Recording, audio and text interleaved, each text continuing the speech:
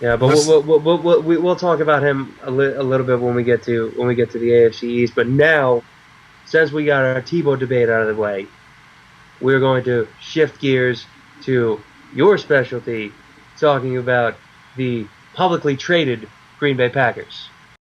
Well, let's face it. You look at the Packers, this team's incredible. And I know I'm a Packers fan. I have the jerseys upstairs, the cheeseheads at my uncle's house. I'm a Packers fan. But this team runs on all cylinders. I'll tell you this. The Giants are the biggest scare for me. Oakland scares me a lot too because they have a lot of speed.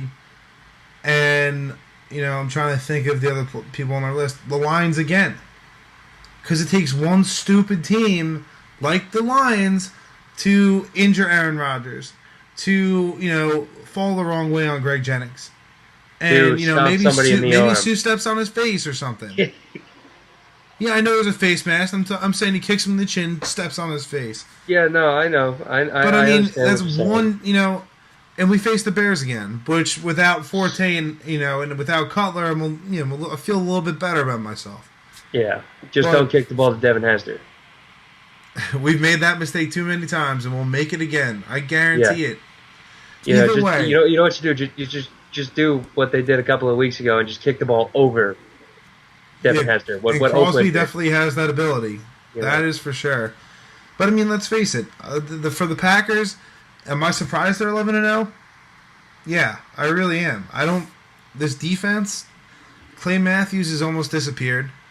Charles Woodson's definitely regressed with more penalties, and maybe they're just watching him more.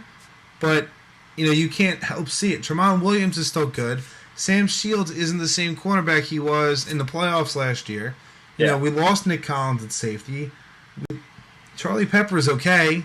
We lost A.J. Hawk and Desmond Bishop for a little while. Colin Jenkins was a huge part of our front seven that we lost to the Eagles, who's doing nothing again. But let's face it. This team is 11-0. They've beaten a lot of good teams. 12-0. Wow, I'm a week behind. And that's how you can tell I was nervous about the Giants game. That's how you can tell. We talked about it at the beginning of the season, where you look at the Packers' schedule, and you knew that eventually Detroit, after the way they finished last season, was going to put it together. But me and you talked about at the beginning of the season, the two biggest scares for this team, if they were fully healthy, was Week 1 against New Orleans. Yep. And last week against the Giants. And both games came down to the final minutes. Yeah, and not so good on the ticker right here. And you got to look at it. The old cliche is defense wins championships. The Packers' best defense is their offense. Yep.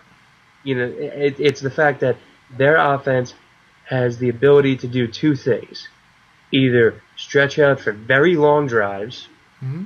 Or quick strike and get a score and blow you away. And look at the Giants. The Giants game was the absolute pinnacle of that. They needed the long drive. They had it. The long bomb to Jordy to get him into field goal range. We had 2 plays to get us 67 yards or something like that. Yeah, that's ridiculous.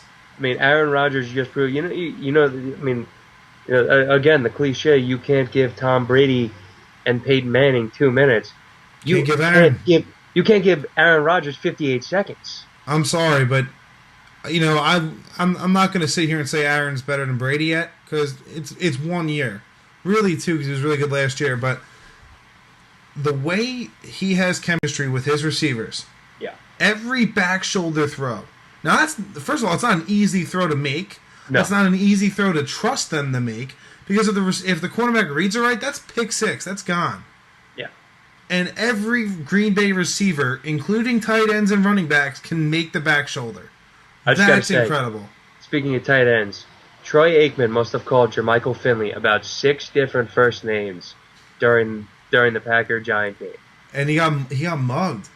Okay, he did. Jermichael Finley, and look, I know Giants fans are gonna hate this. Oh, you guys, stole one. Because, what, I don't know if I necessarily agree with Jennings' touchdown. Driver's catches were all phenomenal. They're all in. That was phenomenal. The Jennings one is a little, here nor there.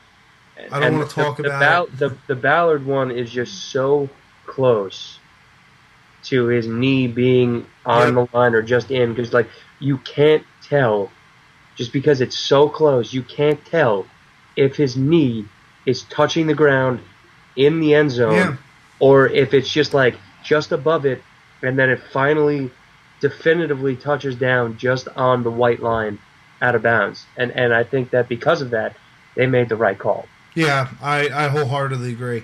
Yeah. I mean, again, we'll say it multiple times over. You got to look at every possible bit of the play, and if you can't make the right decision, call it off. Yeah. Because you're not going to call the score. You're gonna just negate it.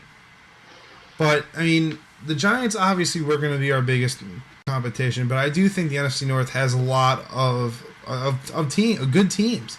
I mean, you can't sleep on the Vikings. No, you really can't, because you can't sleep on the Bears, even with Caleb Haney and Marion Barber. Yeah, like you said, you look at Devin Hester. You look at Green Bay the rest of the way. They have Oakland, they have Kansas City, they have Chicago, and they have Detroit. Mm-hmm. Okay. With the way those teams are playing right now, they should head into the playoffs undefeated. You would think so. You know. But like I said, can you honestly say that the Bears is a given win? No, not with that defense. Not with that defense. And not with our defense. Can you say Detroit's an instant win? Who could be fighting for a playoff spot? No. Right. Can you say that Oakland's going to be a good win? No. It's going to be difficult. Yeah. It's going to be difficult. But, again, Oakland's not going to have Darren McFadden back. I'm still afraid of Michael Bush. I'd still be very afraid of Michael Bush. And I still am not convinced. I'm still not convinced that Carson Palmer is the be-all, end-all. I don't think. I mean, he's playing better in that system. He's playing better in Hugh Jackson's system now that he's getting, a lot more comfortable with it. But you have to look at it. Okay, and you said it before. Green Bay's defense is nowhere near the Super Bowl winning defense that they had last year. Okay? Nope. Their cornerbacks in the playoffs were phenomenal. This year, they're standard.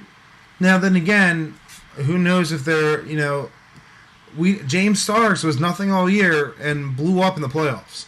Yeah. In the good way blew up. Yeah. He exploded. Can that happen again? Yeah. I mean, and you guys have two, and I mean you guys by the Packers, have two legitimate running backs in Grant and in Stark. So if you want to slow down the pace of the game, you could tandem them, and it could be an effective running game. This is the problem I have with the Packers, though, in terms of our running game. Mike McCarthy does not know how to run. Not one bit. And you can't convince me he does. Because we all scream at the TV. My whole family does the same thing. You get 3 wide, you get a tight end, and usually it's Starks in this position. But Aaron Rodgers takes 3 steps back and hands off to James Starks. When there's, 3rd and 2? Just line up the ball, put it in an I formation with Kuhn. That's the way to go. Yeah. Even if you have to go a heavy set where you put Tom Crabtree at the fullback and you put John Kuhn as the tail and just dive right in front of you. Because that'll work. I've seen it. Yeah. Saw it all last year. Saw it in beginning parts of this year. But we're going to go with a spread them out and run a draw to a running back that's not the quickest. Yeah. It's not going to work. I'm sorry. No, I completely agree. But you also, it's so difficult to match up with the Packers when Aaron Rodgers is averaging completing a pass to 7.5 receivers a game. And not to mention the fact that he's got what, 3+ touchdowns per game. Yeah. You look at his touchdown totals so far. You look at his passing totals so far this season, and it's pretty unbelievable when you look at it.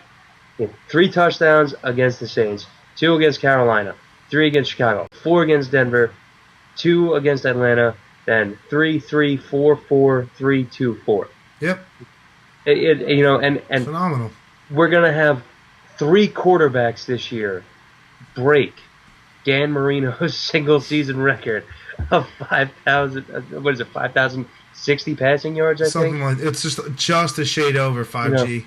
And we're gonna have 3 quarterbacks this year break that. Yep. Drew Brees is gonna shatter it, and then Brady and Aaron Rodgers are both on pace to pass it just barely. But still, I mean, that's unheard of. And ESPN dubbed this year the year of the quarterback, and everybody laughed at him. Well, look at it, guys. It's the year of the quarterback.